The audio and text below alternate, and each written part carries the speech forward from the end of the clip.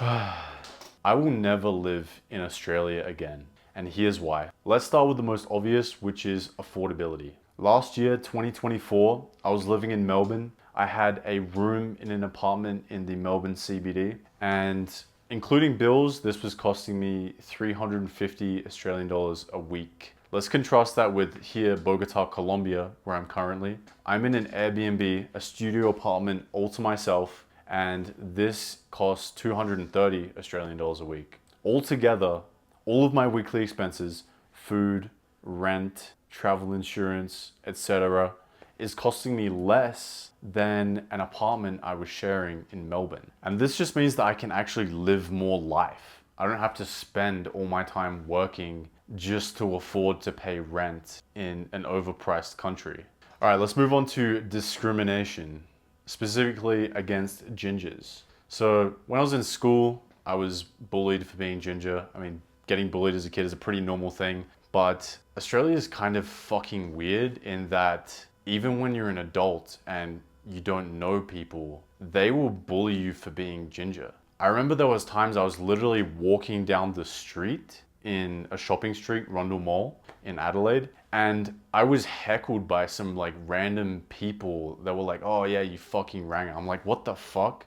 I'm not in school. Like this is the real world and people actually care about this stuff." It's like it doesn't affect me, but it just blows my mind how people are so fucking retarded as to say something like that. And this is a very Australia thing. Like I know kids with ginger hair get bullied in the UK, but I was in the US and I'd asked quite a few gingers and it's not really a thing. It's just a fucking stupid Australian thing that for some reason exists. Let's move on. Australia is extremely authoritarian. Just look at the whole coronavirus thing. They shut down the entire country, didn't let anyone come in, didn't let anyone leave, including citizens. They basically brainwashed and forced everyone to get a ineffective vaccine for a virus that was killing less than 1% of the infected. Not to mention, they required this vaccination passport to enter venues like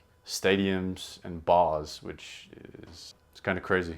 And obviously this isn't in effect now, but history can often be a good indicator of the future. There's no freedom of speech and internet censorship. There are Australians who have been fined and I believe even jailed for things that they've said online that have hurt other people's feelings, which I find quite ridiculous. Let's move on to the culture.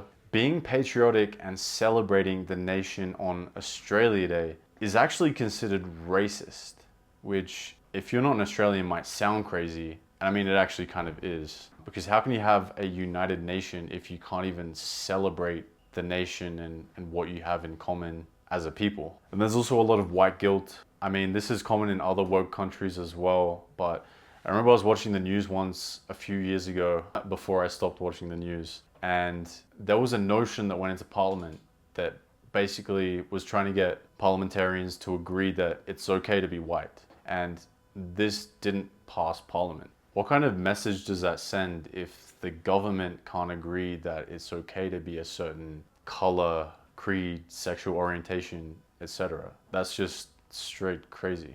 Moving on, the dating market in Australia is pretty shit, at least for me. I just find I don't really click with Australian girls, and I just find I have much more polarity and attraction with girls of other nationalities and races.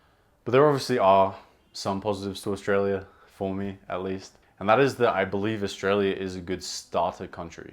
And what I mean by that is that if you're poor, you can literally get paid Social Security. It's called Centrelink in Australia. You can get paid $780 every 2 weeks to stay home and not work. And I mean, that's pretty cool because you could use that money to live and then in the meantime be building an online skill so that you can escape the country. And then there's the other thing of the passport. Australia's passport is fucking awesome. I can go basically wherever I want in the world with no problems, and immigration just kind of waves you through, which unfortunately isn't the case with a lot of countries out there. I hope this didn't sound like too much of a diss to Australia. I still love Australia. I'm gonna go back and visit my friends and family from time to time, and Adelaide will always feel like home to me. Shout out to my guy Pooja. He's the guy who inspired me to record this video tonight. He has an awesome fitness channel, which I've linked below. Check it out. Hope you guys enjoyed. See you in the next one. This is Thomas Ventura. Peace.